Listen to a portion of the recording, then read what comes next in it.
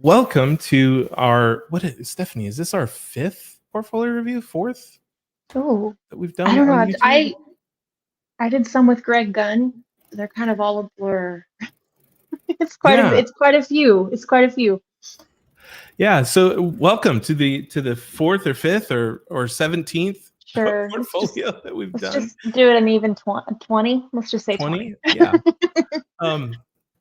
And I'm super excited to see all of you here. Just wanted to shout out the people who are tuning in live. We've got Michael Anderson. He was the first in the chat. Yes, he was. Good to see you, Michael. Our guests of honor today, Zach Ebert and Monty Atherton.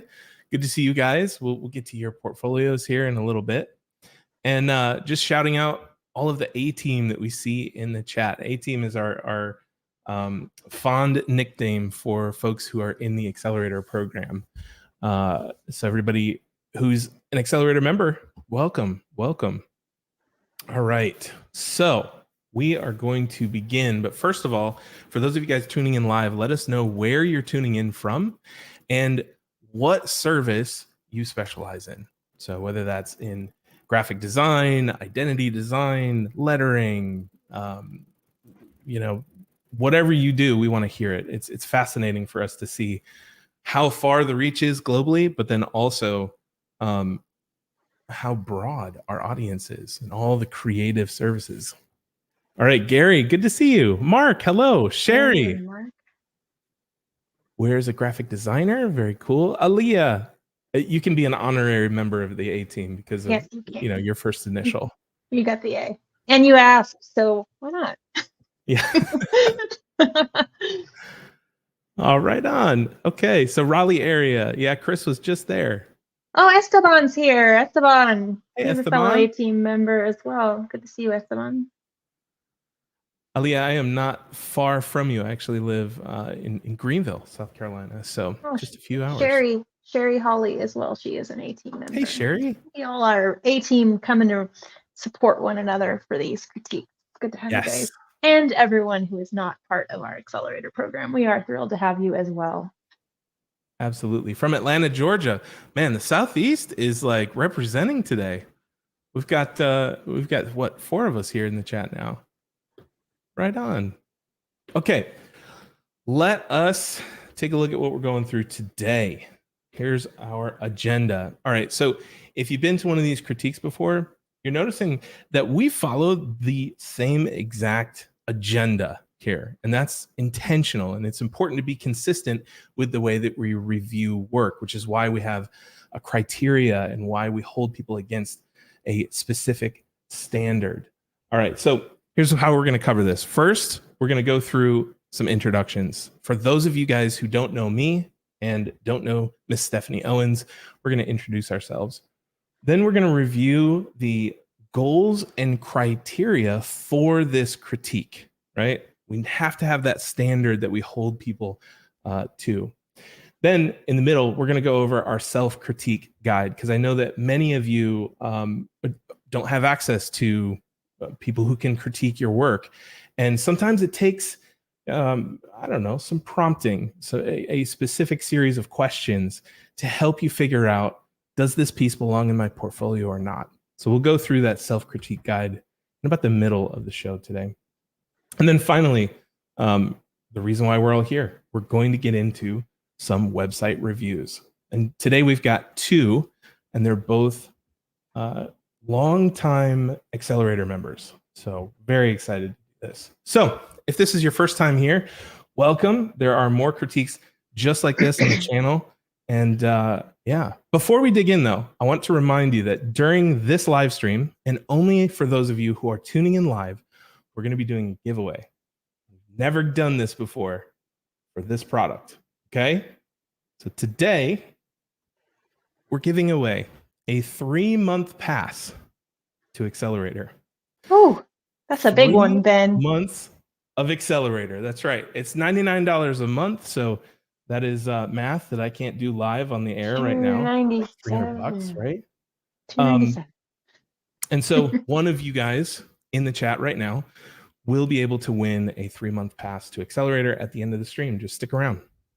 All right. That's right. And for those of you guys who are current Accelerator members, you can also win this. Just credit Ooh, the stakes are higher. That's right. Everybody in the chat can win.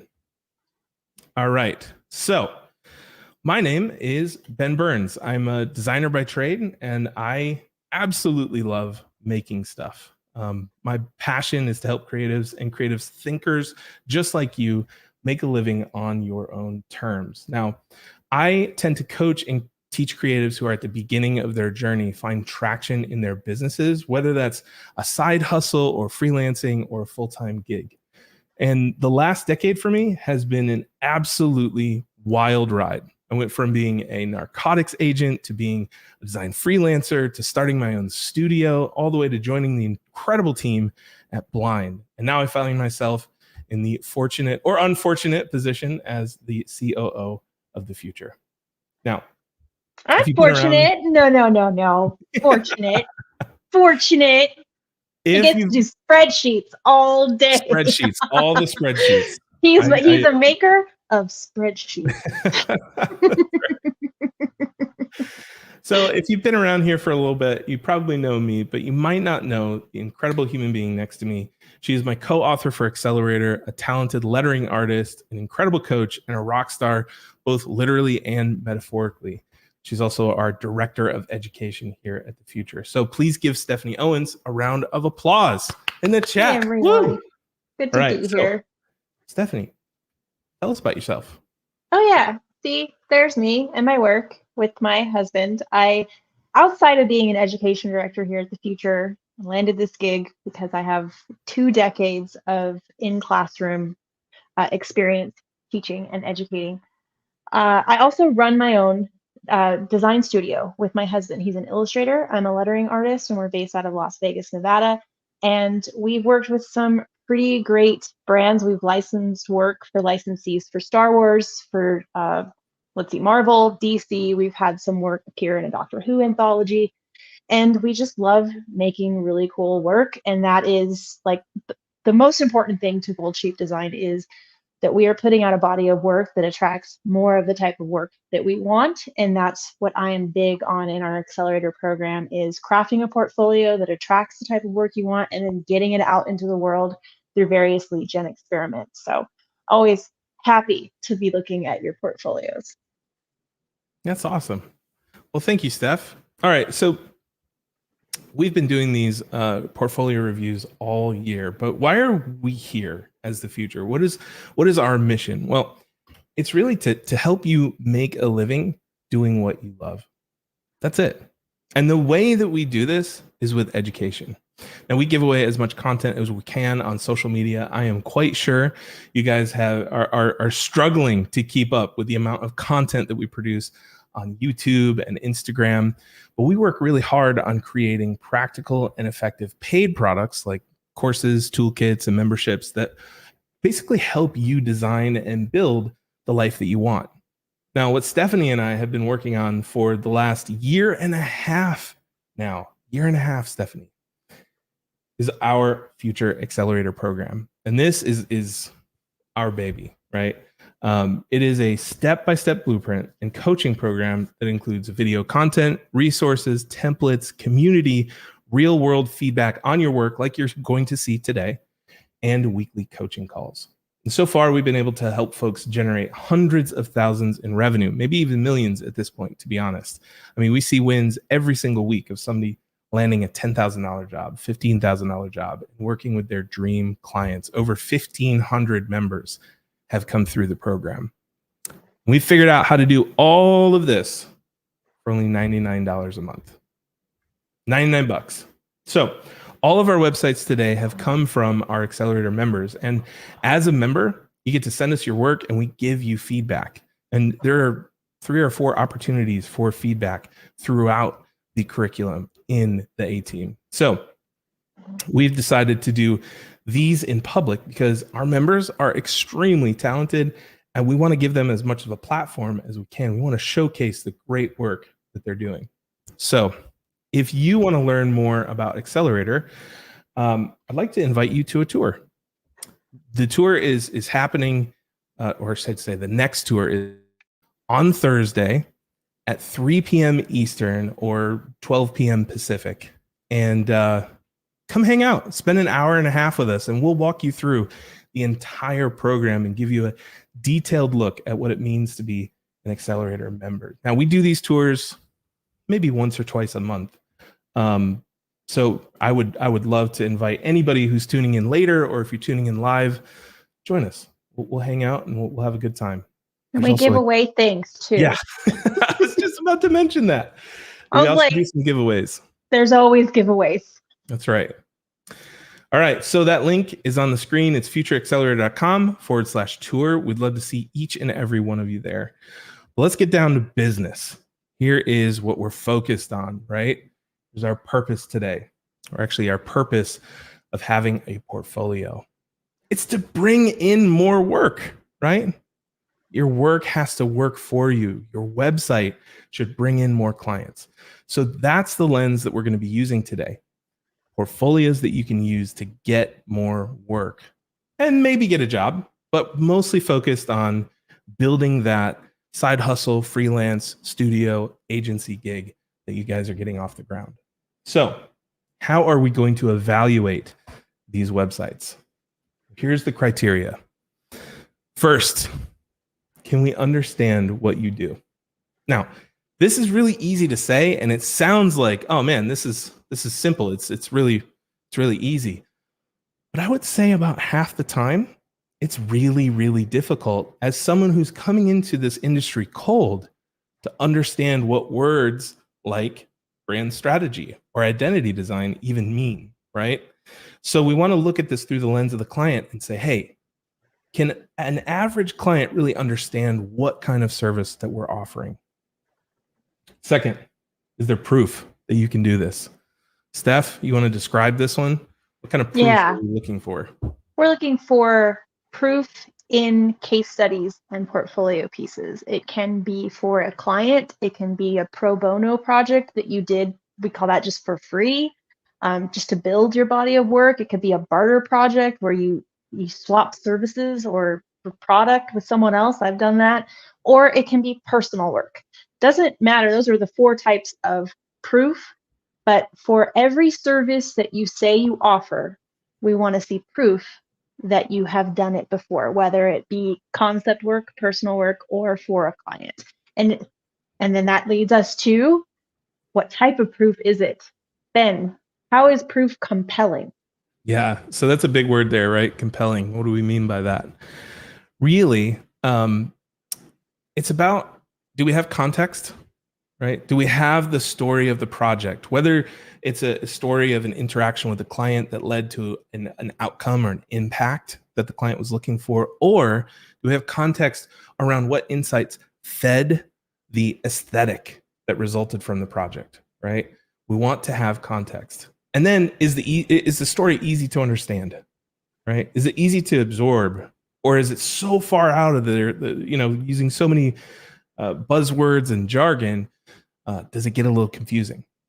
And then the biggest part, the most important, does it inspire want? Does it make someone go, man, this work is so good, I want to hire them, I want to work with them? And that's the key, right? Because the body of work has to compel somebody to take that next step with you, to book that meeting, to sign on the dotted line, to give you that deposit. That's what your body of work needs to do. But there's also one little bonus thing that we'll pay attention to. This is Stephanie's favorite. Here you go, Steph. Oh, you already went through it. It's okay. It's been a while since we've done one of these, guys. All right, here's the bonus. Do we catch your vibe? That's right. And you don't always have to have a vibe. I think especially the more impact driven you are, the more strategic work you are, this one isn't going to be as important in your portfolio.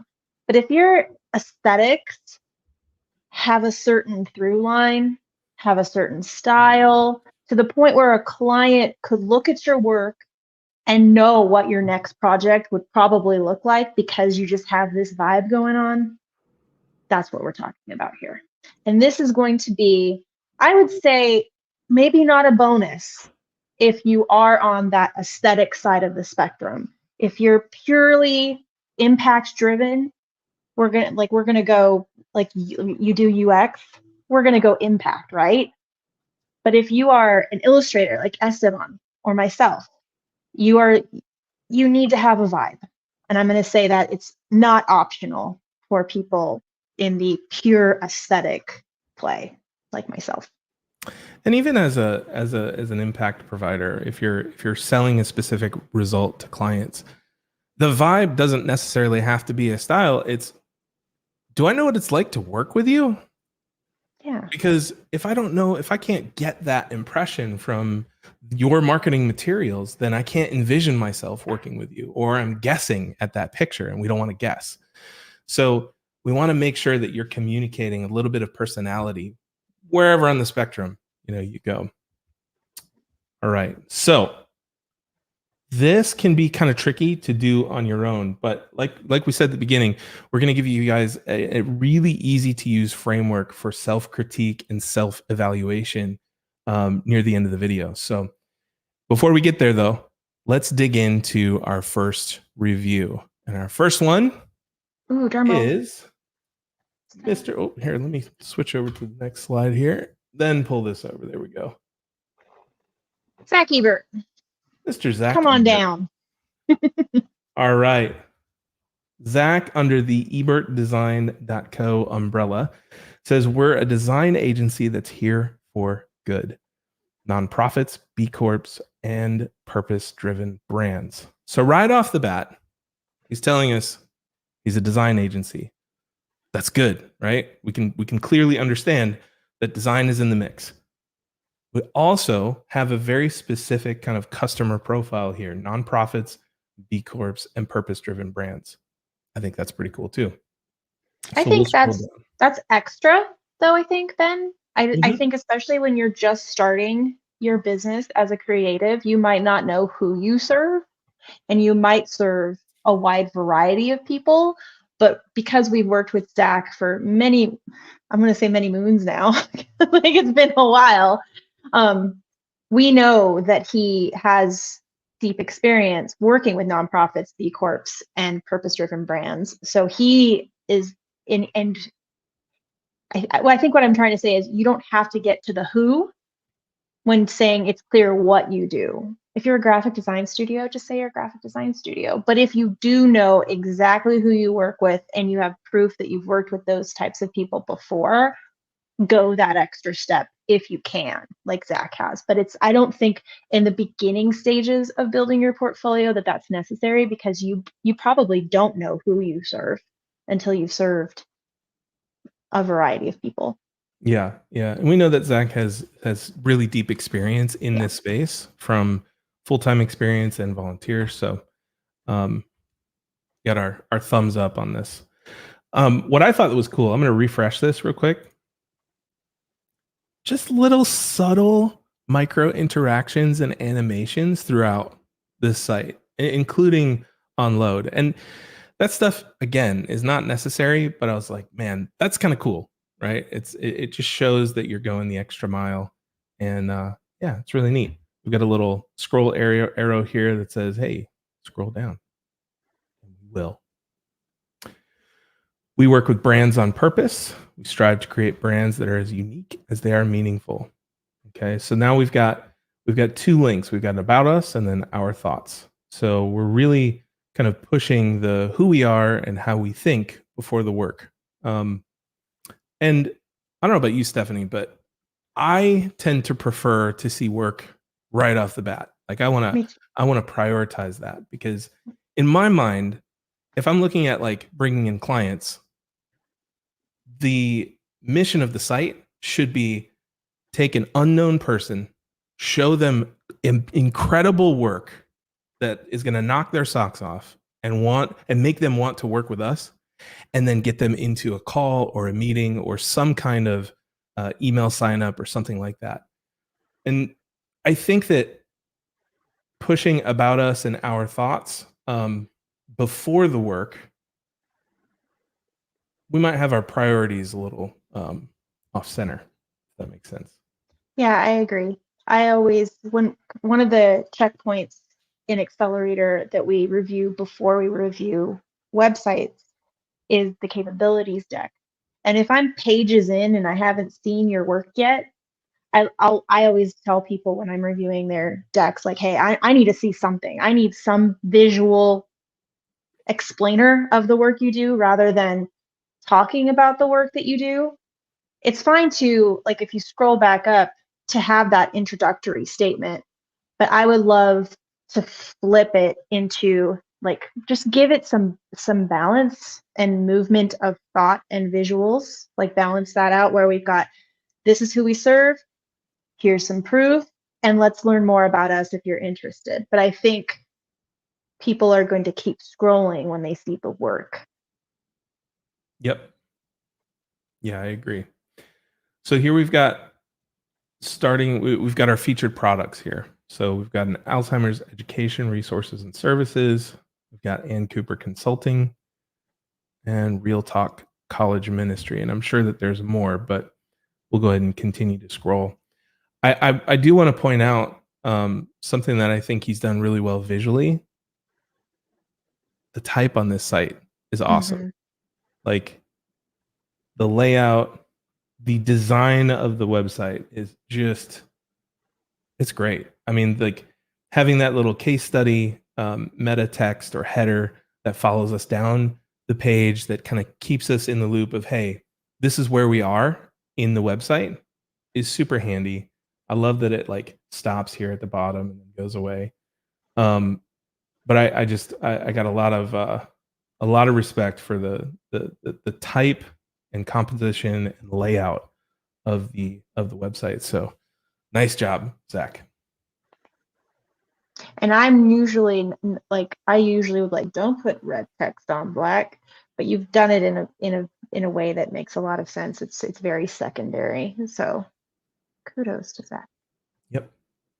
And now that we're scrolling, I kind of see why he put those case studies after that chunk of text about their mission, because the rest of this page is a lot of text. Yep. Okay. So going back up here, we've got kind of our approach. Now, here's one thing that I'm sure was done intentionally, but I'm not sure if the impact was intentional. And that's if we've got a system of headers that show up in a certain spot, moving our header to a different spot kind of breaks our pattern of usage on the site.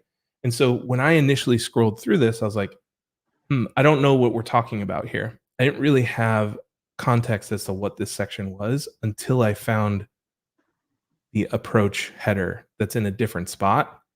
And because of its placement and size, this was the last thing that I noticed. And so design wise, my recommendation would be to, use consistent headers throughout so that you don't have that moment of confusion.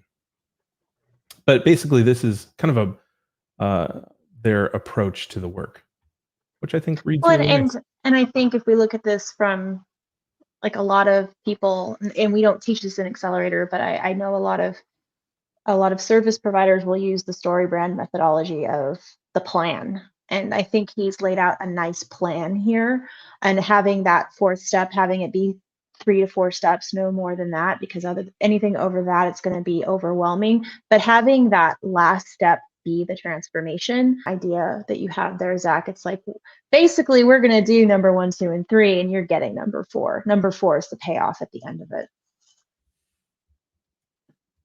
Right on. Okay, so then we've got a kind of visual break here, which is nice. I don't know if I love that photo though. Yeah, I'm not 100% on the graphic itself, and I think that that's a pattern that we'll see through the site. I think that one thing we can improve here is a little less of the stock-ish photographs that I've noticed, and a little bit more intentionally created things. And if this was intentionally created, then totally ignore me and we'll move on. But at first glance, to me, this looked like a stock photo that I wasn't really sure what it meant in the context. I think too, we haven't talked UX yet. if you provide UX, and it's kind of out of nowhere. And UX is also something that is a very heavy bowling ball to a client. They're going to hold it and they're like, I can't hold on to this. It's too much information. What are you talking about, UX? So I think, and it's not just DAC. I think it's everyone who's in branding in general. Give a little love to your brand, right? Let's start creating some assets for your brand that you can use. And I would much prefer right there seeing some more of Zach's work, because I know he's got more work that he can show. So I would like to see like just that. And I like that there's a visual break, because it is a text heavy homepage, which is not a problem as long as there's those visual breaks. But I would love to see more of Zach's work instead of something that I can't really wrap my head around why it's there. Yep. 100% agree. He says it's definitely stock. Agree. I need better photos. And look, I think that's the most challenging thing about creative skills in general, right? You take a thought, an idea, you take a concept, a list of words, and then you kind of have to translate that into a visual. And that translation process, it transcends the technical, right? Somebody could be a great graphic design technician, meaning they can move their parts and pieces around the artboard to make them look great. It takes that next level to be able to visualize a concept. And so what concept should we be visualizing here? Well, maybe it's something to do with services, the next section, or maybe it's something to do with our flow here, the approach. Translating concepts into visuals is challenging, but it's the work that's actually worth doing.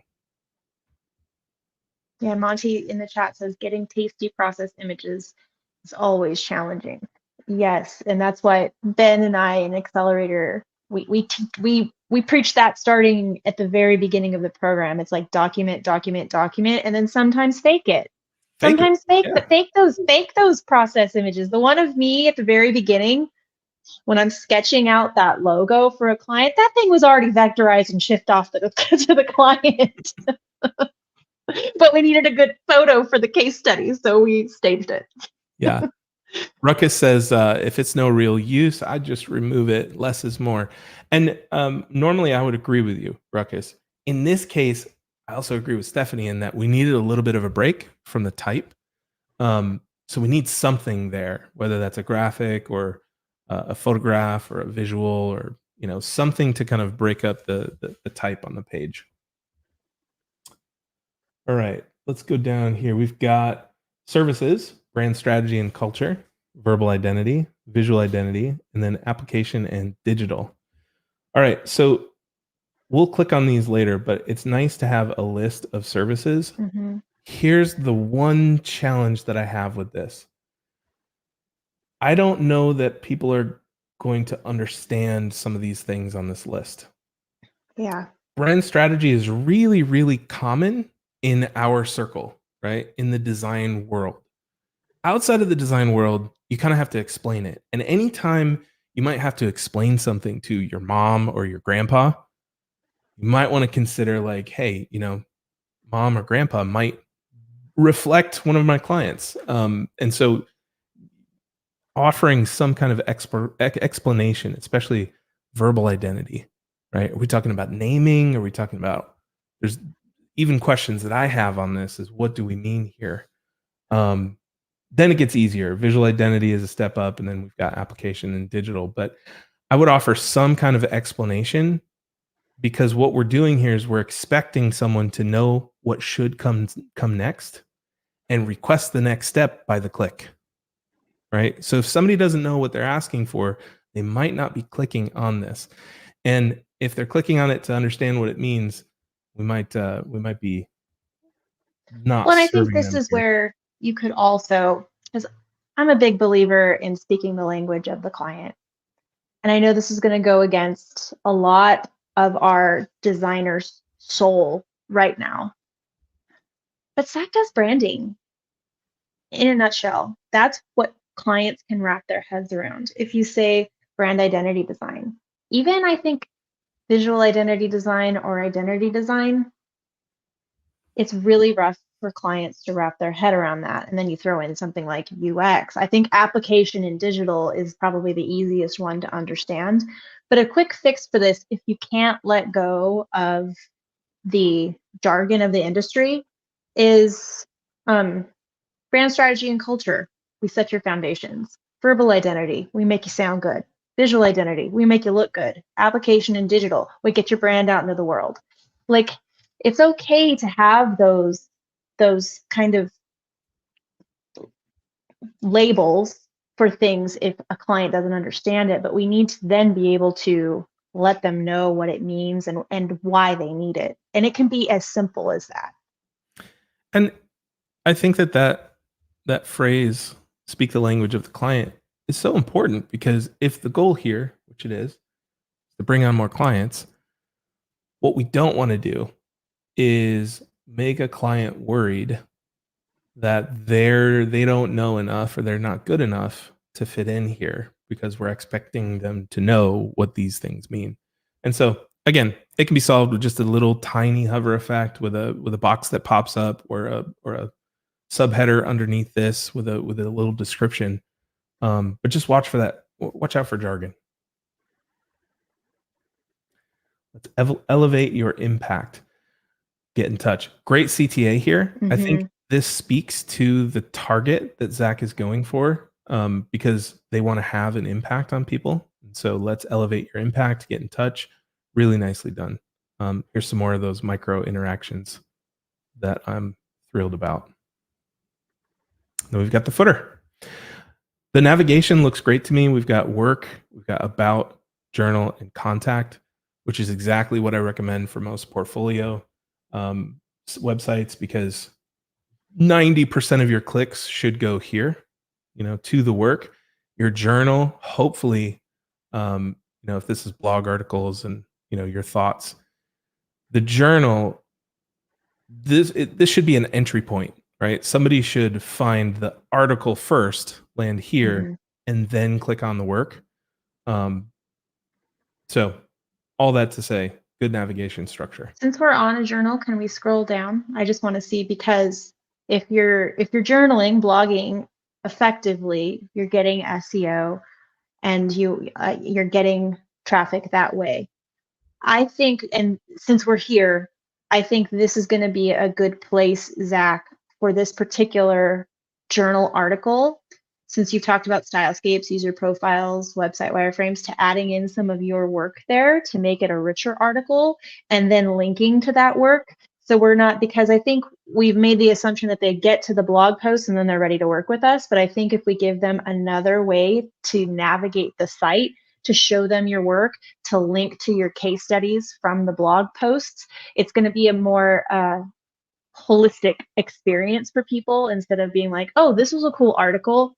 All right, I'm going to bounce because I don't want to work. I don't know if I want to work with this person yet. But just if we're going to put effort into the blogs, let's have the blogs do some work for us. And that work should be getting people to dig deeper into our brand and what we have to offer them, and leading them down a rabbit hole, if you will.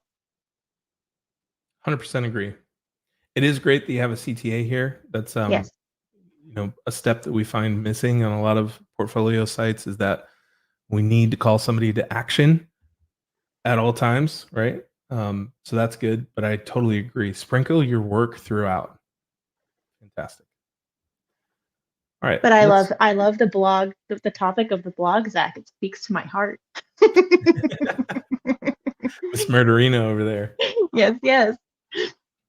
All right, let's go back to the services. I think, should we start there and then click into a case study? Yeah, let's click into a service and see where that takes us. All right, so we've got brand strategy and culture, verbal identity, and visual identity. Now, I'm still a little fuzzy on verbal identity, so I'm going to click on that to see what we're working with. All right, so it looks like we've got an example of the work here. So that's cool. Okay, bringing your values a voice. Craft a purpose-driven brand voice that resonates. Okay, so you've got a good description of what the service is here. Then we've got the deliverables that are included under this service umbrella. So we've got brand personality, story, naming, messaging, and tagline. Typically, in my experience, which it's one service provider out of many, right? A lot of people are going to wrap a lot of this under copywriting. It might be worth mentioning copywriting somewhere on this page, or in the description, because I think that that's probably, in my experience, the language that my clients have used to describe these things. Mine, Steph, your take? yeah, they call it copywriting. It's really more brand messaging. I think verbal identity is, like you even said, it's I don't think it's caught on as like in our industry, brand strategy, we know all about that. Verbal identity, I don't think we know all about that, but I think messaging is what we're really doing here, but through the lens of clients. And we did messaging and copywriting for clients. Clients just thought it was copywriting or Yep. words. I need words. I need writing. I think they would say I need writing, or they could wrap their head around things like taglines. I need help naming, because it's just in their vocabulary, but I don't even think messaging or copywriting is even in their vocabulary, but I think they can wrap their head around copywriting and perhaps messaging. Once I got to the deliverables, I kind of knew what you were talking about. And so, even maybe pulling your deliverables out to your homepage where that list of services lives, something like, this is where we work on your brand's personality, story, name, messaging, and tagline. So you're telling them what you're going to do within that umbrella, instead of relying on the umbrella to do this. And then see for yourself. I love that. See for yourself. Oh, What? no items Zachary. found. I was just going to say, I love that you're linking to a case study to prove it, but you didn't. Oh no. Oh no. I No think you items know what you found. need to do there, Zach. It's You've been probably around me. something simple, because Yeah. we've got an example up here that I know comes from his case studies that we'll see. Yeah. But that's not a good look. No. So But then I would like to talk about, because if we scroll up, you can then click on each one of those. And I had an idea for you, Zach, because once I click on that, I'm lost. And it's such a small little bit of oh wow, yeah. information. And then from there, it does it have a back button or anything like that? Just the browser one. No. Yeah. So if we go back, I'm thinking a better solution would be to have a hidden div, Zach. So like you could just click on it and it would expand. And then that way, I'm not sure if having it hidden would affect SEO or not. It might improve it. I don't know the latest Google algorithm. However, I think it's going to be a better user experience if you put kind of what that means for the client all on one page. So just have a little plus sign, click on it, and it expands for each one of those. And I think if Zach had the content to back this up, I think it would be okay, right? Because then we can go really deep on what naming is, and what it entails, and what the process for naming is, and that could lead to a good SEO for a client that searches brand naming or brand messaging or one of those keywords, right? So I think that that's a cool strategy, but unless you have the work to back it up, unless you have the Exactly. content to back it up, that might be it might be better just to disable that tier, right? Just stick to the services level. But I do want to point out that I think having pages for each service with examples is really smart. So let's go back. I like it. Let's try visual identity, because I know he's got some good examples here. So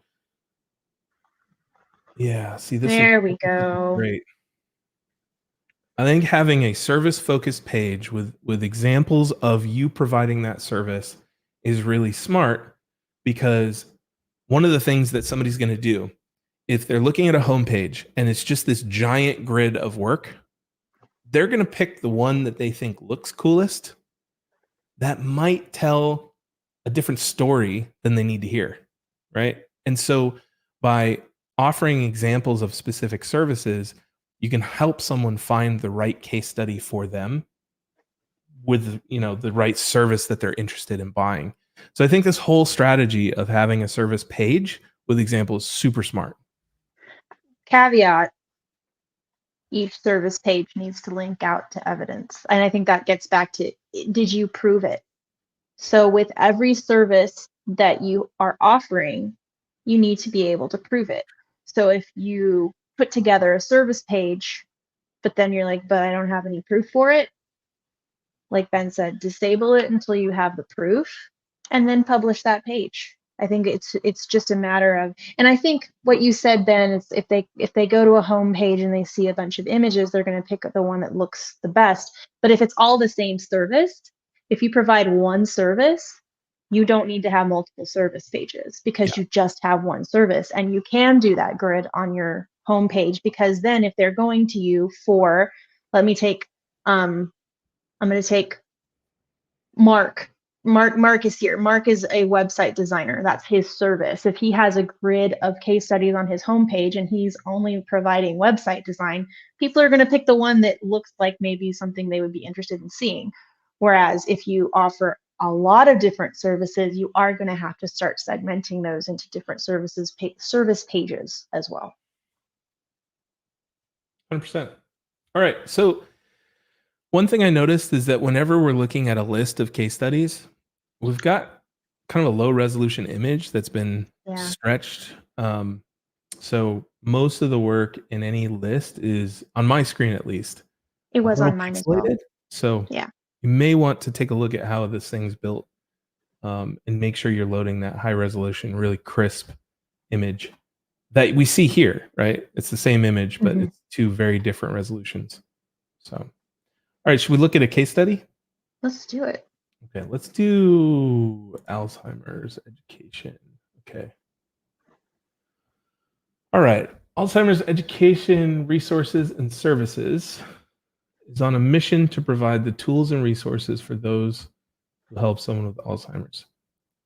I really like that we're summarizing the client here, because too often I see case studies and portfolio pieces where the designer or the creator of the case study kind of assumes that the reader is going to know who these people are and what they do. And so having a summary there, it makes sense to me. I kind of get what the client is doing. I also like that you're following it up with, here's what they need. It needs to be visually appealing to attract contributors and patrons. That's cool. Okay, so deliverables, research and insights, audience personas, brand look and feel. Now those all link out to the deliverables explanation, correct? Yes. Okay, so this went to your deliverables list, those pages that we said you might want to disable.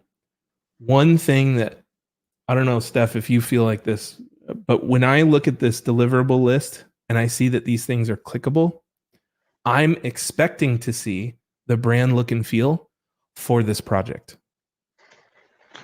I'm expecting to see the logo for this project.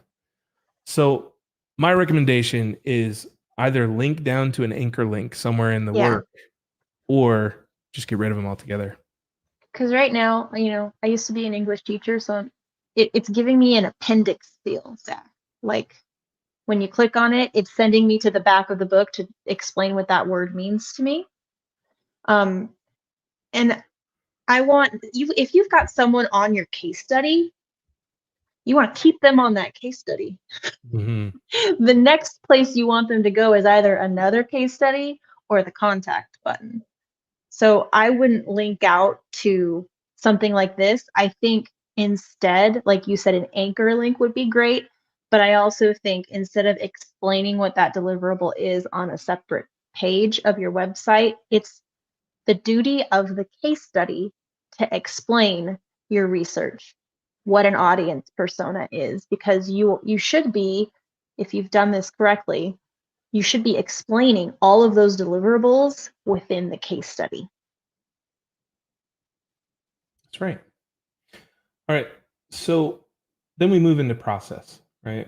We segmented users into different categories depending on their interaction with heirs, audience advocates, organizers, stakeholders.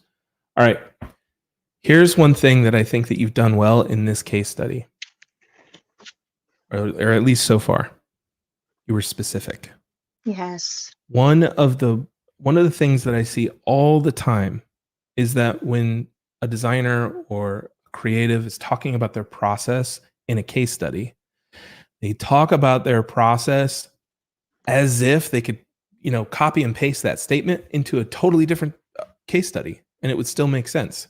It The point, typically reads like we had a discovery session and we gathered insights, and the insights drove the look and feel of the brand. Mhm. And yes, that is the process, but he's talking specifically about the what is the name of this? The Alzheimer's Association that he's working with. Mhm. Yeah. So I like to see this kind of specification. The next step, which I think that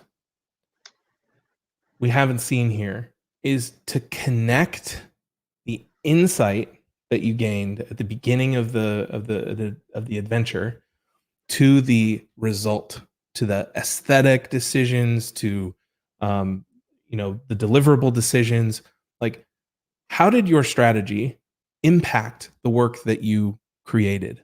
That connection is the light bulb moment for other clients to see, like, oh my God, if he did that, if he figured out that for this client, then he's going to be able to do that for me. And it gives meaning and context to the mark. Now, I will say, we see a little bit of that in the verbiage here, where you said, after careful thought, I decided to focus on hands for the logo mark. We express so much care through our hands, whether holding a loved one or a gentle caress. Hands are where care comes from. And so you're right there, you're connecting the icon, the icon subject matter, to something that means something to the brand. So I think that that's good. I just need more of it. I need to know this separation: audience, advocates, organizers, stakeholders. What challenge did that present? And how did that impact the final work?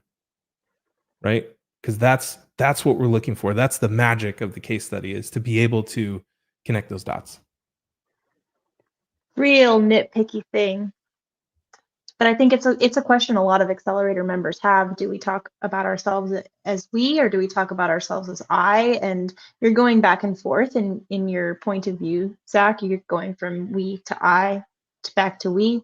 So I think just pick one and stick with it. And I've seen you using we throughout the whole website. So I would just go back in, and anytime you say I would just, or you could say head logo designer Zach Ebert if you want to call out a specific team member. But if you're presenting yourself as an agency, which you are, we're going to go with we. Monty says AI case studies writing does this for you and doesn't edit it to be specific. Yeah. Hot tip from Monty: use AI, but don't tread lightly. Edit it as necessary. I think that the mock-ups of the work are really strong. I think your execution of the brand is really interesting. It's super cool to be working with such a limited palette. Like, you've got two colors here, you've got one mark, and there's probably not much else, right? And many of us, our first reaction would be to fill this with a bunch of stock photos and fill the gaps with, like, photos of people caring for the elderly. And you went a designerly route here, and I just want to throw you some kudos there, because I think the work. Can we go back to the list of things he did for the client, the deliverables? I think I'm missing logo system, like seeing the full logo system. Like logo, yes. Logo system, I feel like I'm missing that. And I would like to dig deeper onto the audience personas, Zach, since you are like highlighting that as part of the brand strategy that you did. You list them, but I think it would be nice to see, like, what are the needs of each one. And like Ben was saying, How do all of the needs of all of those people, how did that lead you to this mark? Yep. And then one last little nitpicky thing about the write-up, I just noticed the finalized logo gave us a foundation to create a logo. Oh yeah. You either went like super meta there and you're going to blow my mind with something, or it's a typo. Or maybe you just forgot logo system. Mm-hmm. Yeah, an identity system is a combination. And I don't think that last sentence is necessary. You're just reiterating what a logo system is, but I think you need to I think that's the missing piece for me in the deliverables too, is showing how that one logo was developed into a logo system. Yeah. Yeah. So I think that my biggest feedback on this case study, the work is really nice. Yes. We just don't see enough of it. We just need more. Visualize more for us here, because how cool would it be for you to share your insight about hands by showing a picture of, maybe it's someone on the client side that they know personally, where they're like holding hands with their grandmother, or something that hits home, so we can see the insight visually instead of relying on the written word. And then you can take that piece of advice and apply it to the rest of the write up. Like, show me stuff as well as tell me. I think that also gets into, not every image on your case study has to look 100% picture perfect polished. Sketches are great. If you're building prototypes, which you're not, but I'm just throwing that out there, like sometimes prototype images are just like from your cell phone, but it's showing the process. And I think that can be really important. And it doesn't always have to be through a stock image or a mock-up or a professionally photographed end product. It can be more of the nitty-gritty of the project.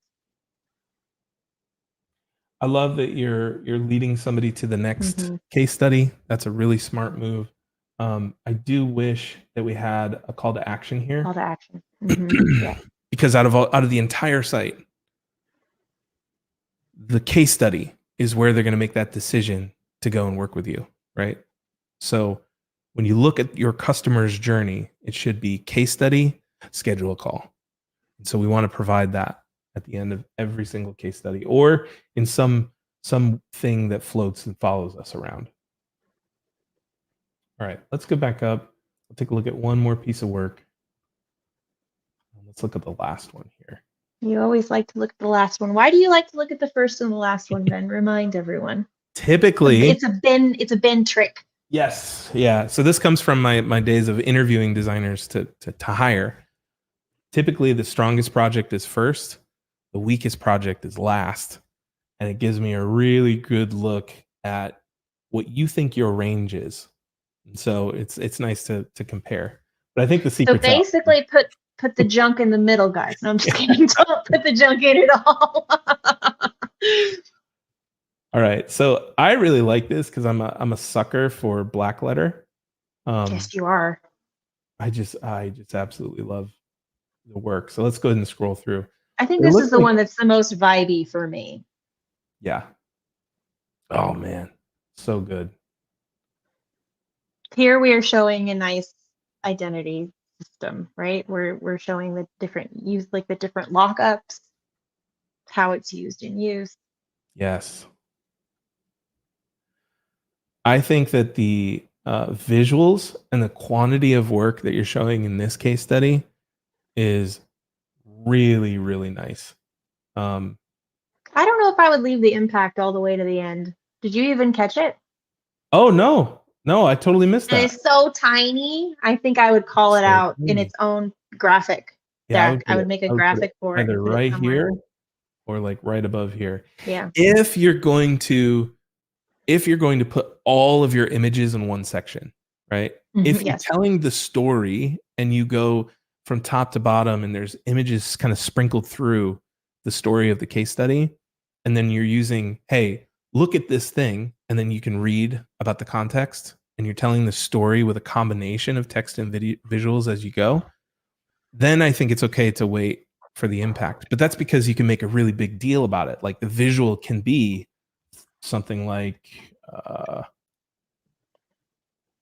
95% approval rate.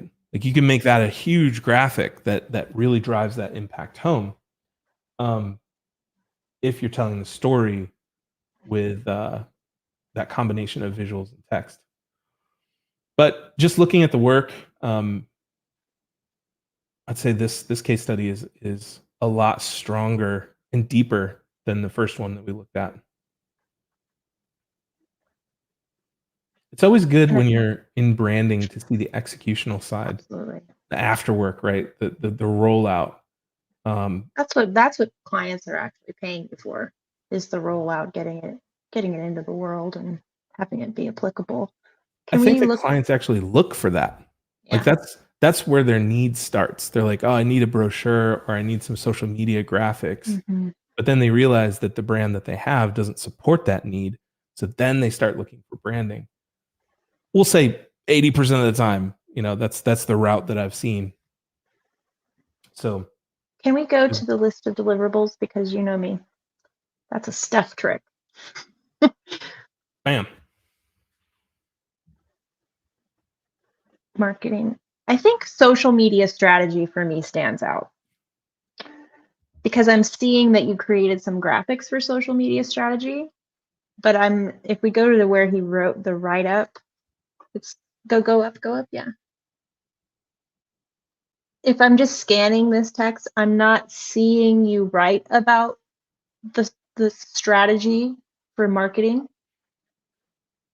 So I think that's where I think there's some room for improvement there. Anytime it's easy when you have an aesthetic service, you show what you created for them. But if you tack on a strategic service, I think it's going to be important from the client's perspective that they see how the strategy influenced the campaigns that you created, and that led to the impact that you had, because you had the impact. But if you don't really write about the strategy, clients can come to you and be like, well, I don't see that you did any strategy here. Like, do we have to do that? Can you just make me some cool graphics? Because that's what it looks like you did here. But I know you did some strategy, Zach. I think we just need to get it into the case study. Yep. And that's what we mean by be specific.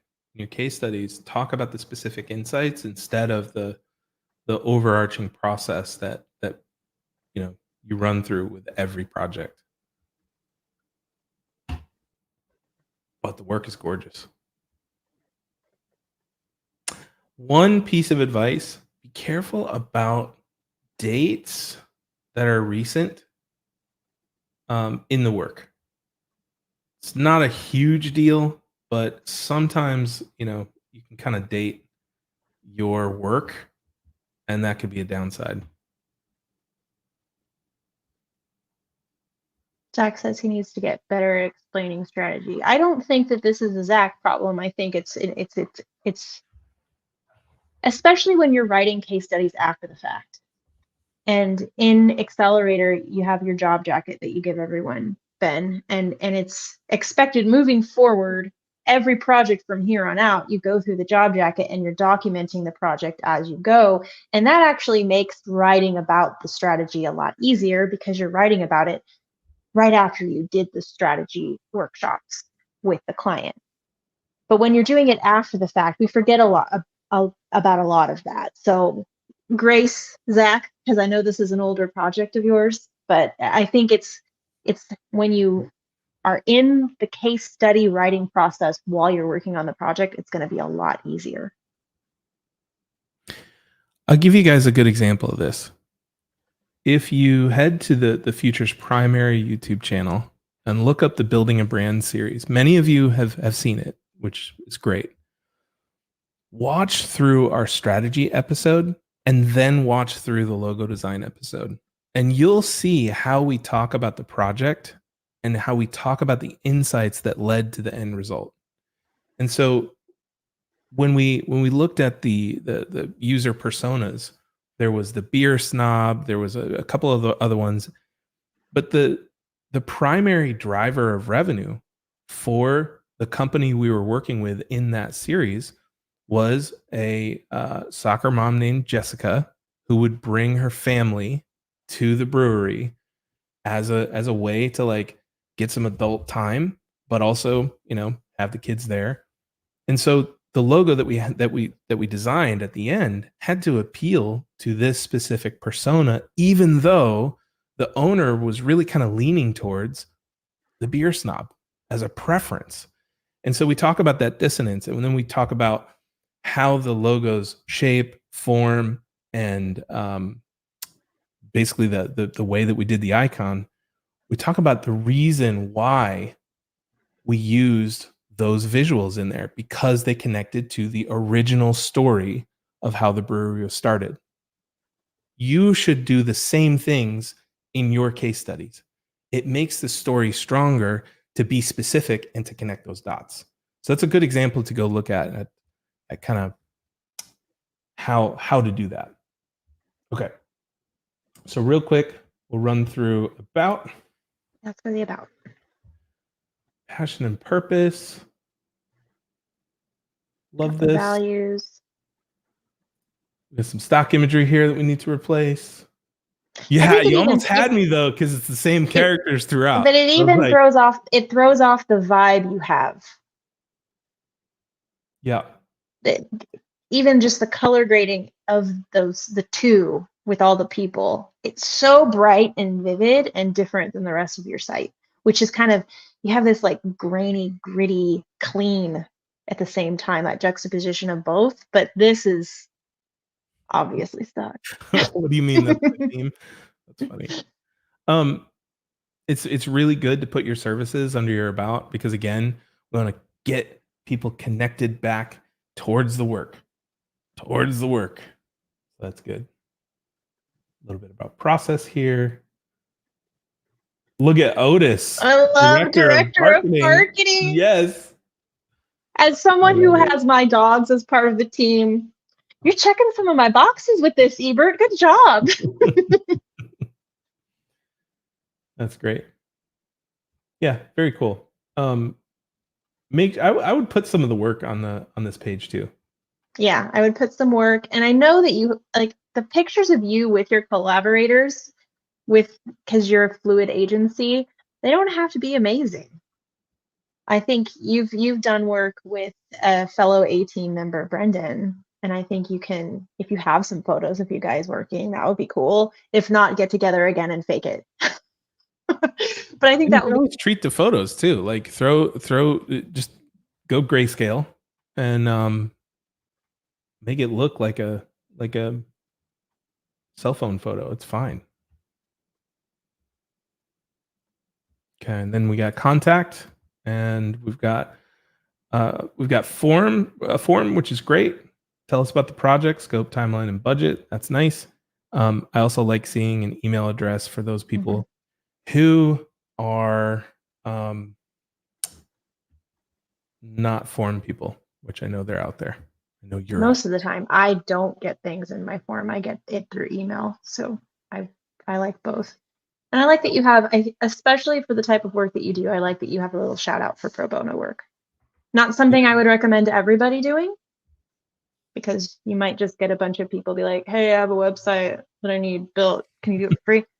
But because of the way of who you work with, I think that's a nice way to say, like, hey, every so often we do give out these sort of golden ticket opportunities.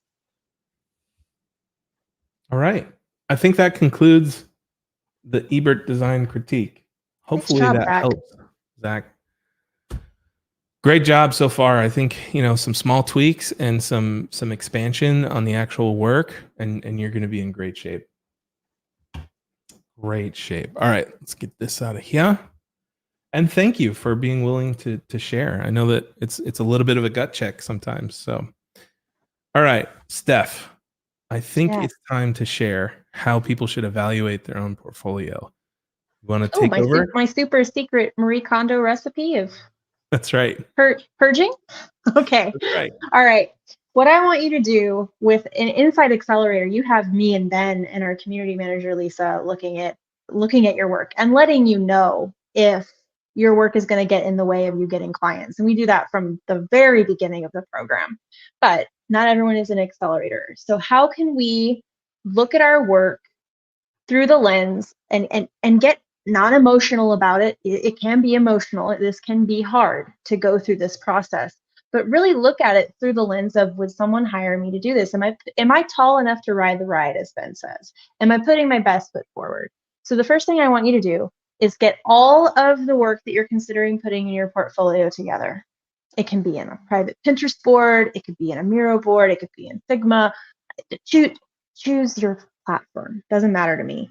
I would probably do it in Illustrator. Then I want you to just look at each piece and say, does this represent my level of skill right now? So some of us have been doing this for decades. Me, I'm dating myself. Some of us not so long, and that doesn't matter. I actually think the longer you've been doing this, the harder this might be to get rid of some of that old stuff, the dogs that are bringing down your website. So just think, and a good way to do this is just pick the one that this is the best of my work. What stands up to that? What works with that? Anything that's bringing it down, we don't want you to have more work for the sake of having more work. We've all had projects that we're not proud of. Ben's and my companies have done projects that belong in adult entertainment stores. They're very adult. And it's just, you gotta pay the bills. It's always good to see your work in real life, except for that.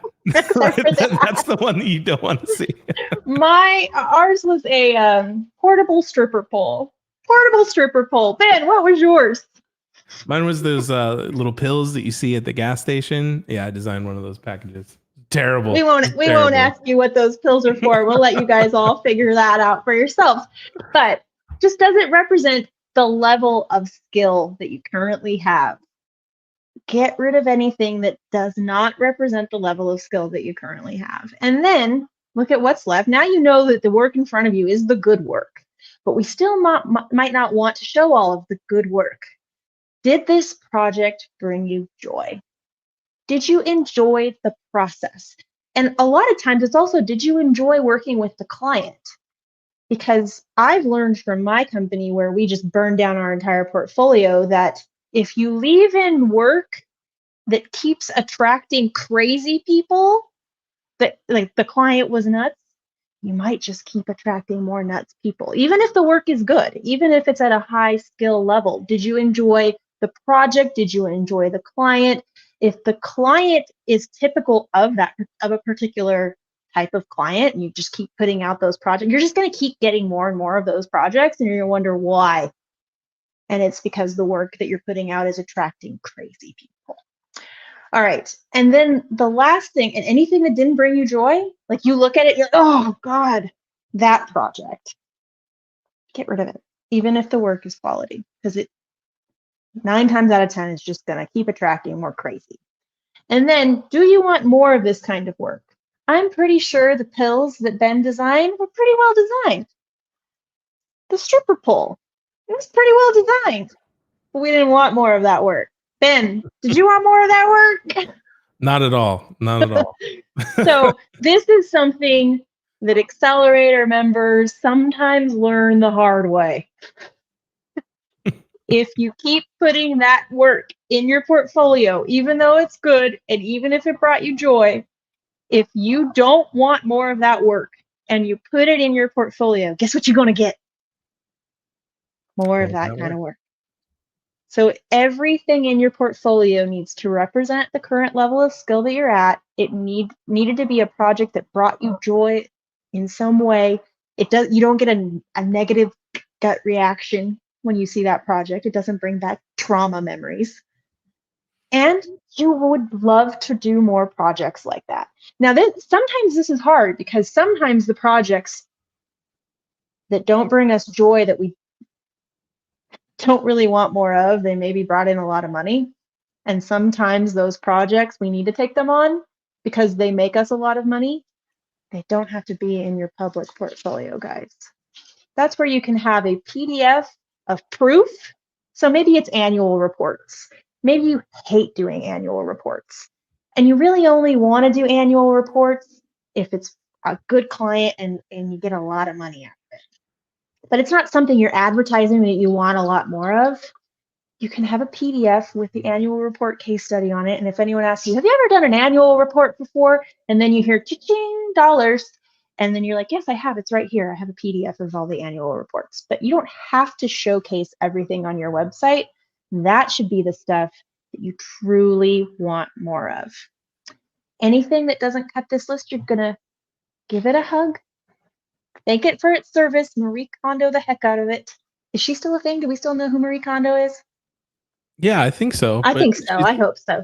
after she had kids, she like retracted all of She was her like, things. she was like, it doesn't work. I love everything my children have done and I can't get rid of anything.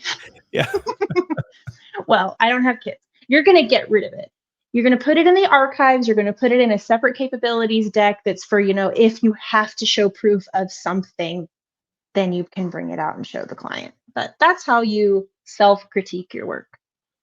So if you combine this list with the tips and tricks that we're dropping in the actual review on how to display your work, your portfolio is going to work for you. So let's go ahead and do another critique. Yeah. Absolutely. Okay. This time we are looking at Monty. Astonishing Work. Astonishingwork.com. How did you get astonishingwork.com, sir? That's great. Good job. All right. First, we'll scroll through the homepage. Okay. We're a design studio creating refreshing brands to make an astonishing impact on clients' businesses. I like that you say creating and refreshing. You're hitting people at the beginning and when they need, they need a little freshening up. That's right. Got a case study? Got case study 1. I like that the case study shows impact with the title. I'm just going to call that out right now. All of the titles here are fantastic, I've noticed. All right, we work on just about everything you need to help make your brand come to life across a diverse range of industries. Super clear on the client side of things. We design stuff. We design stuff to make your brand come to life. That's really easy to understand. Yep. Okay, we got another case study here. From food to tech to gaming and construction, we've been designing logos, packaging, brochures, and websites for companies just like yours. Nice. That's great. Then we've got testimonials. Very cool. Love your testimonials here. That's good social proof. And then we've got let's chat with a form. I like surfacing the form here. It's a risky move. I don't know. I'm 50-50 on it. It's one of those things where like a call to action that leads to a contact page, for example, that has a form and an email, gives somebody an option. Which route do you want to take? Do you want to put in, your information into a form, or do you want to just send an email in? And I think right now I kind of like that route first. I like the button that leads to a page. If you have a contact form like this, you might turn people away, but I'm not sure. I think having your email address on your footer. Oh yeah, that would solve that. Yeah, I think not everyone is going to want to fill out a form, especially if you ask them what their budget is and make that mandatory. But I think having an email, so if someone knows immediately that they want to contact you, that email is there in the footer. I wouldn't, and this is just my personal preference, I don't like it when the email clicks to my email app on my computer. Yeah. Why do we even have that app? It just drives me insane. Yeah. But I would if you just have the email there, that way people can just copy it and paste it into their email. Yep. All right. So let's take a look at the header here. We're a design studio creating refreshing brands to make an astonishing impact on clients' businesses. I think that like the first part of this is really strong. The second part of this, I don't know. To me, and this is personal preference here, so take it with a grain of salt. This is just one dude's opinion. It feels like you're trying a little hard to hit that impact and to loop in the word astonishing in there. And I think it's okay to be a design studio making and refreshing brands. Period. I don't know. No, you disagree? I think I disagree because the very first case study that I see before I even scroll says that their client landed Whole Foods, which is an astonishing impact. I think it's just a bold statement, Monty, and you need to back it up. Okay. All right. I yield on that. I yield. We can also disagree. That's fine. But I think my caveat here is I'm fine with it as long as your case studies show that you are making astonishing impact on clients' businesses. Because once you say that, every project you show has to show astonishing impact if that's your value proposition. And the first one looks like it does. So that's great. All right. So in contrast to the first site that we talked about, we get right into the work here, and I really like that. I like to see the work. I like to see the impact with the headlines. You get right to it, and I think that's super strong. I do wish that there was a little bit more about you below. I think that a bit about your process, that kind of thing would be good here. Maybe even a list of services. Yeah, because you've said you do just about everything. So I think this is going to be a good opportunity, Monty, to list out what that is for clients. Yep. And I think that, but I think jumping right into work is fantastic. So let's go to work. Our nav is super simple, straightforward, to the point. I like it. Work, about, contact, let's chat. Good to go. I believe contact and let's chat go to the same page. Let's take a look. Contact 2 and contact 2. Yep, they do. I would just have one, and I would have it be contact. Yep. Or start a project. I really like the CTAs that mean something. It's like, hey, if you want to start a project, this is the button that you need to click. Oh God, if I had a let's chat on my website, people would be filling that out for days and be like, do you know Chris Doe? Can you introduce me to Chris Doe? And I'd be like, that's not what I wanted to chat with you about. Or learn more. I'm so glad that we haven't seen a learn more. Oh, learn more. Worst link text ever.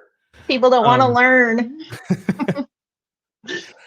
One thing I noticed here is that this first case study, the image is a little bit pixelated. I'm not sure if that's a resolution issue or what. But when compared to the two below it, I'm noticing a pretty big difference there. So put your best foot forward as best as you can. Could just be something where it's like, hey, this is a container issue where we need to load the right size image. It's a little bit pixelated here. Okay, so we've got 1, 2, 3, 4, 5 case studies. I think that's a solid amount. And testimonials at the end. All right. Should we click on the first one? That's the first one and the last one. Okay. Lyoko wins Whole Foods with packaging success. Oh, we got a little bit of movement. Nice. Yeah, that's cool. I like the animation. It draws the eye. I wish I could see the whole picture though. That's one little piece of the puzzle that I'm like, oh, I want to see the rest. Because we can see the packaging design, but like this, the bottom's cut off. So again, a little bit of a development issue there. And there's also this. It's a great concept. I think we just need to work on the execution of it a little bit. Yeah. All right. You're leading with the impact, which I think is great because anybody who wants to get into Whole Foods is going to hook on this, right? So this could be an entire industry of potential clients, people who want to win Whole Foods. All right, so let's dig in. Lyoko had the opportunity. I just have to say, Matthew and Cena says, "What's better than learn more?" Anything else? Anything, Matthew. Anything. More details. Get more info. Start a project. Starter project is my favorite. It depends on what that next step is. You want to kind of like give a preview of the click. Okay, so we collaborated with Lyoko to enhance their packaging shelf appeal by creating a vibrant family of 4 labels, utilizing bold colors and graphics to capture the unique story behind each wine. Super cool. Support throughout the TTB. I wonder what that is. I don't know what something TTB. specific. Yeah, I think you were doing so well without industry jargon. Then we got real specific. Then which maybe a little too specific. Which is totally fine. I think I think it would be fine if you just explained it. Yeah, I think TTB it just needs is to the regulatory body maybe or something like that, right? Yeah, because you do explain it. There's enough context there to where I can be like, okay, there's some sort of approval process, but I just don't know what TTB means. Yeah. Service provided, design, illustration, packaging, TTB certification prep. So it's probably somewhat important because it's in here twice. We just, having worked with alcohol brands before, I'm wondering if it had something to do with that, but I don't know. That was cool. I don't know if you noticed that little micro. Yeah, I did. I was like, ooh, over there. It makes that image work. Yeah. Otherwise, it's like, okay, it's a vineyard. I don't know if it's stock, right? But that one little thing, Monty, all of a sudden it makes it look like it could be the beginnings of a billboard. Yep. Oh, sketching. Here we go. Really nice to see. And that's such a good shot. It does not look like stock. It looks like you took this picture. Really, really nice. Oh, was that Matthew and Tina's question? Yes. Oh, hey, Matthew. Good to see you. What up, Matthew? Good to see you. That was my sly little way of saying, Matthew and Tina's here. Get a legend. Get a legend on the stream. All right. I think, and I just want to point this out. I love that even though Monty, you said these types of shots are really difficult to get, I love that you're showing this process because clients don't know that you did that by hand.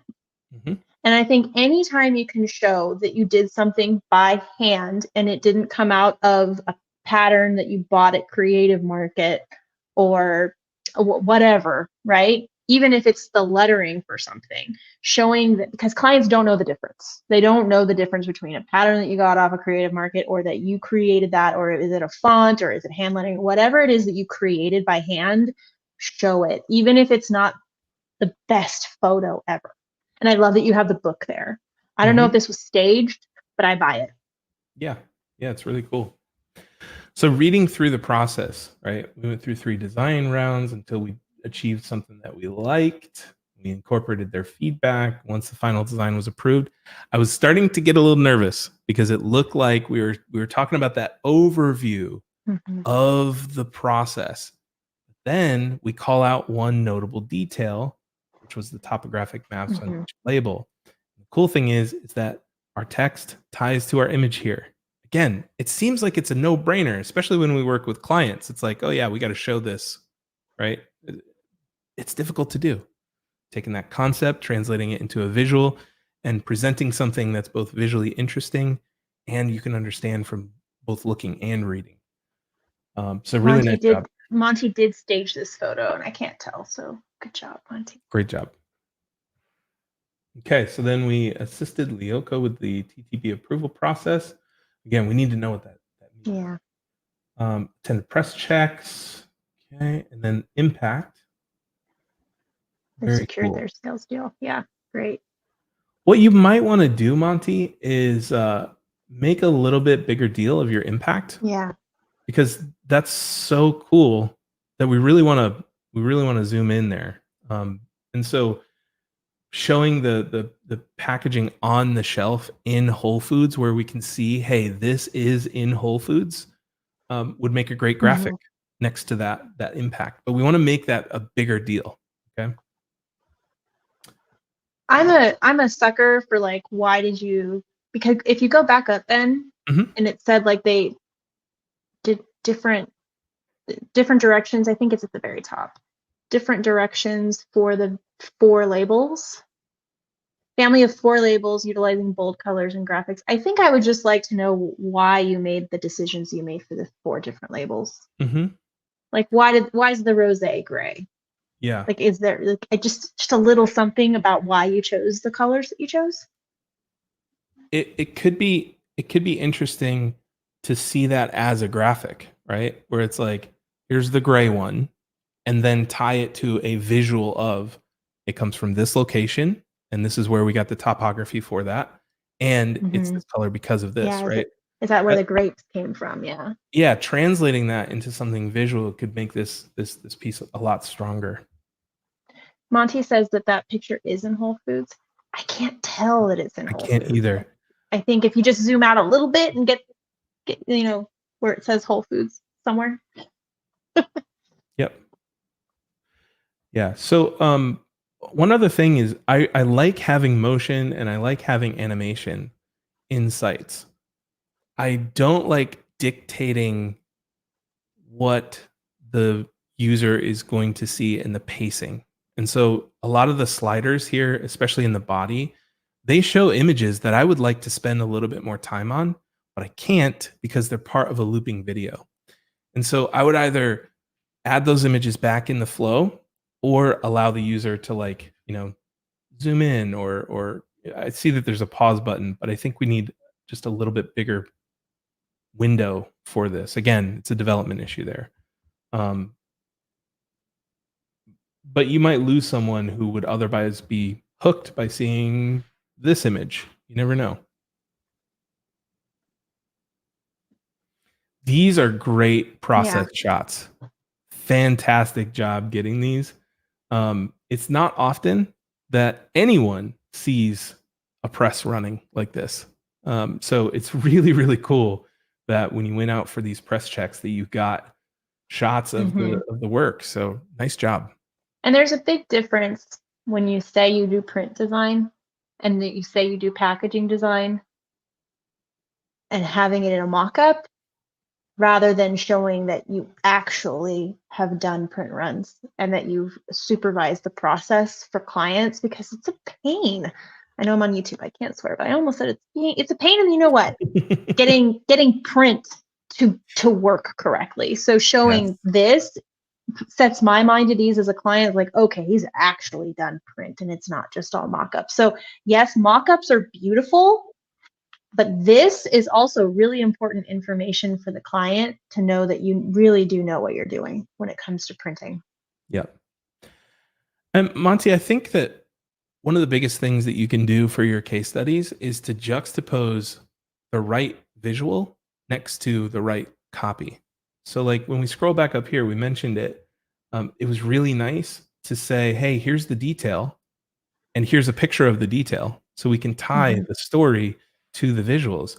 It would be great if we kind of paced out the story a little bit and put the right words next to the image that kind of reinforce those words. Because it's right here, right? We attended press checks to ensure, but then you have to scroll way down here to get the visuals. Somebody might not have read it. They might not know what they're looking at. And any kind of confusion is a gap that we should be filling with storytelling. Okay, so the read more case studies here is really, really small. I like we do have a CTA here, but I think it needs to be stronger. I think it needs to be like something specific because you had this impact. Do you have a story in mind that you'd like to get into? Maybe we can help, right? Click here to schedule a meeting. Have a specific CTA for the kind of person who's going to be reading this case study. And then also, you might want to put like at the bottom, kind of next case study and give a preview of that, just in case somebody doesn't want to take advantage of your call to action. Give them a next step that they can see. I might have missed this. Anything else on that one, Steph? No. Right on. No. Great job. Okay. And oh, look, it's got a big impact. Big impact. So far, the 2 that we're looking at, Monty, you said astonishing impact, and so far so good. So What Yeah. I would ask of you, Monty, since we're not going to be looking at all of them, is does your entire body of work walk that walk? Do they all serve up astonishing impact? That's Because if right. they do, I'm good with it. I don't know about Ben. All right. Rebranding a 40-plus year brand. Founded in 1979, McGrath is a diversified business-to-business rental company that manages growing. Cool. So we got a client recap there. Mm-hmm. So they're a equipment rental company. And then we were challenged with updating their image to reflect the notion of McGrath 3.0, the third generation of the company. Cool. Our solution was more than window dressing. It was a strategic redesign that would allow McGrath to grow beyond their success. Very cool. Okay, this is something that Can you scroll up? You know me, I'm a stickler for the services. I just want to yes. see what the services are. All right, I'm gonna be looking for all of that, Monty. Logo, visual identity system, brand voice, identity guidelines, and signage. And this isn't me just like checking off boxes because I know, Monty, that you can do all of that. I just think that every case study, if you say that you provided certain services, all of those services need to be represented in some way. Okay, so we've got the logo isolated here, which is cool. I like that it's right next to the before the rebrand. Like you can see it within view of one yes. another. Yeah. But it's done like, I don't know if this was intentional, but it's done in a way it's not like you're not crapping on the old logo with this, but you can definitely tell it's a significant improvement, Yeah. So I think the layout does that for me, where it's like you can compare it, but you're also not like totally dumping on the last poor designer who, Oh, come on. They probably designed it in 1991. Hey, our 90s designers are Those still were around. very different then. It doesn't mean that the designer was bad. It could have been very on trend for the year Nirvana came on the scene. All right. So once again, make a bigger deal out of the impact. It's almost like you minimized it by tabbing it over, kind of putting it under the other paragraphs. The word impact is small. Don't minimize that. Like make that a big deal, because read it. In early 2024, they were acquired by WillScot Mobile for $3.8 billion. That's a massive acquisition. And so we need to make a bigger deal out of that. And I would also like to see that visually, whether that's, visualizing the number of the acquisition price, or, It can even be a screenshot of a news report that showcase that. I think in terms of copy for all of you to think about, and as a copywriter myself, it's really hard on my soul, but people don't like to read. And the people who are going to read, they're going to read everything. And the people who don't like to read are going to look at the things that you have purposely made more important. So think, what is absolutely essential that people have to know about this project? And that impact is one of them, Monty. So it is worth highlighting in a different way outside of body text. Yep. All right. So as we scroll, we've got our logo exploration here, which is, it's cool to see sketches. I like that it's moving around. In this case, I like kind of controlling what the user sees, because we don't want them to focus on too many of these older We don't want them looking at rough sketches for too long. Yep. So I like the way that we've animated this. I like showing the process visually, working through refinement and all the iterations. It shows that, we're not just like sitting down, drawing a pretty picture, and then like throwing them an invoice for $100,000. There's significant work here. There's thought that goes into this. So this is a cool way to show this. Also, the words logo exploration and logo refinement are right next to a graphic that explains them. So you can see how, we've been harping on it this entire time. We're tying those concepts together. We're explaining things visually. So that's good. We're seeing the final result here. Good testimonial. Great testimonials all the way through the website, by the way, Monty. That's good. Is that an actual picture on the NASDAQ, Monty? If so, nice job. It looks like it. It does. It does. It does. That's one of those things that I wouldn't fake. And I don't think he has. I think if it's like on the NASDAQ, that's legit. That's cool. Yeah, it's a real Yeah, picture. we've got Nice job, Monty. all the Oh yeah, and then you got the press release. Okay, cool. yeah. I would put the impact somewhere in there where you're showing all of that. Yeah. I think what you did was you tied the visualization of the impact, like the best visualization to the testimonials in your case study. But I think that that's asking the reader to make a jump there that not many will make. And so I would, describe the image that we're looking at, because otherwise they might just kind of scroll through this without realizing how important that is. And same thing here, pace that story out. Same feedback that I have on your other case study. It's like, explain the marketing collateral, the rollout, next to the images that visualize it. I will say that Did you design the website, Monty? Because I don't remember seeing that in the list.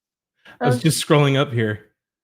Okay, so I'm not seeing brand voice represented or identity guidelines. I think a really easy way to show identity guidelines is a mock-up of the style guide that you sent them. Mm-hmm.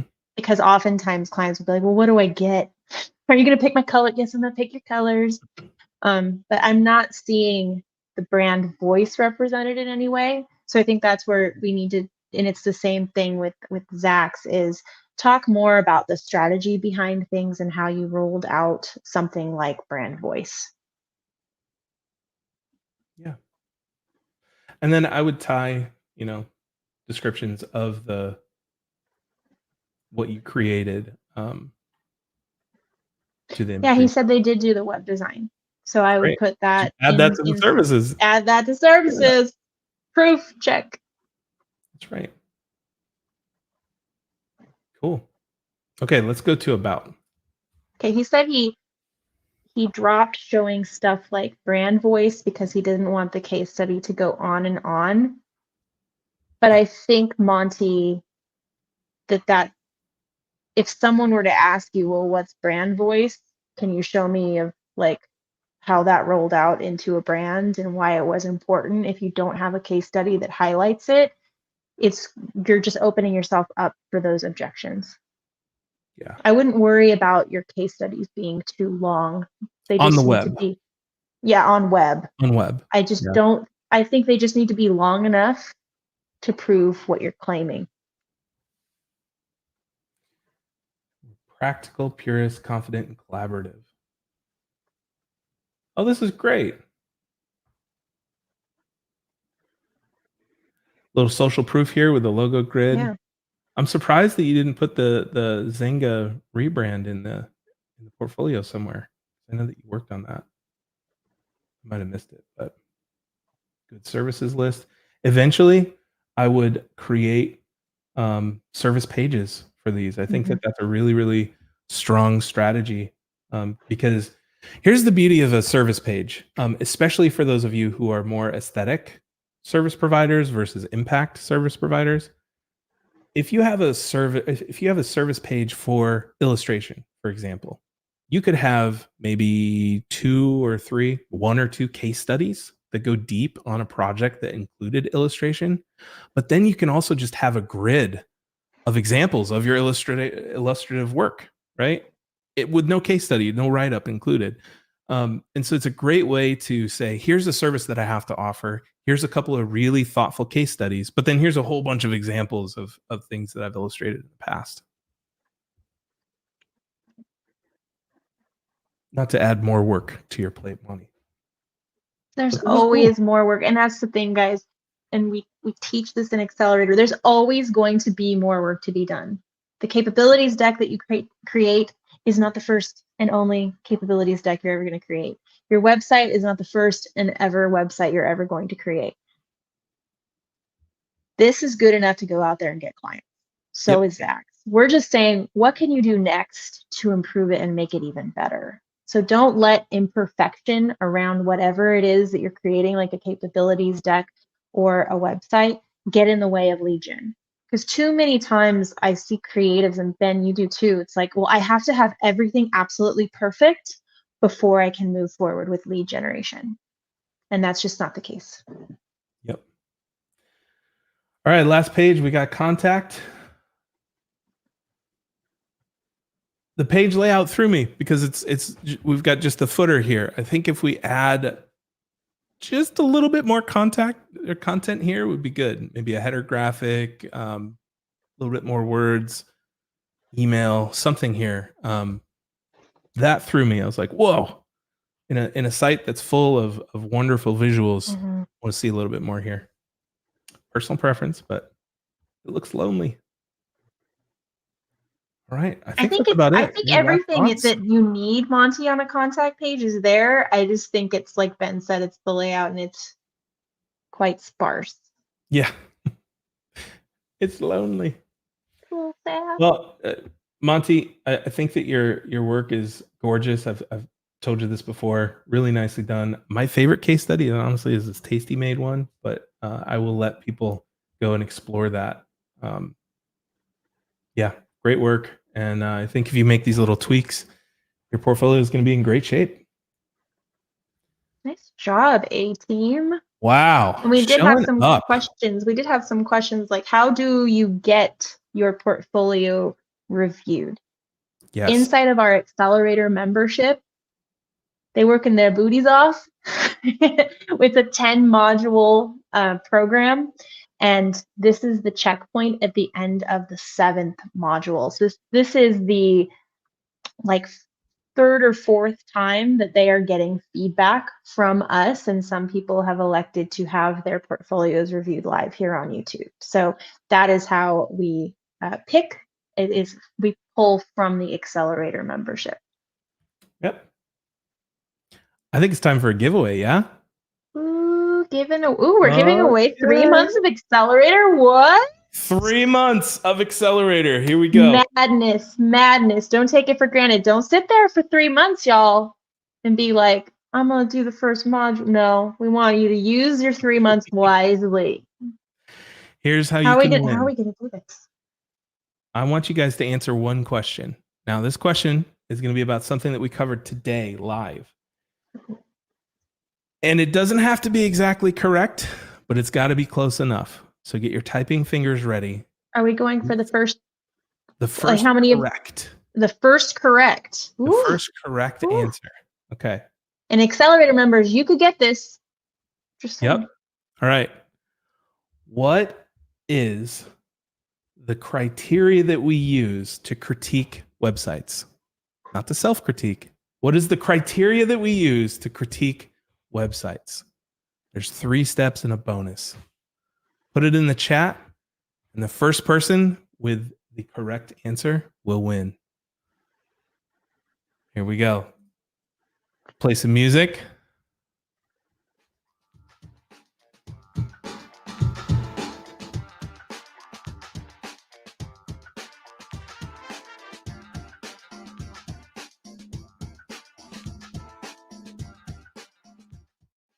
All right, we've got some. We got bits and pieces. Bits and pieces. I need to see step 1, 2, 3, and then a bonus 4.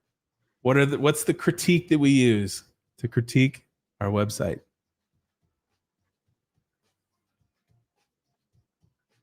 You're making people work for this 3 months. I know, they got to work for it.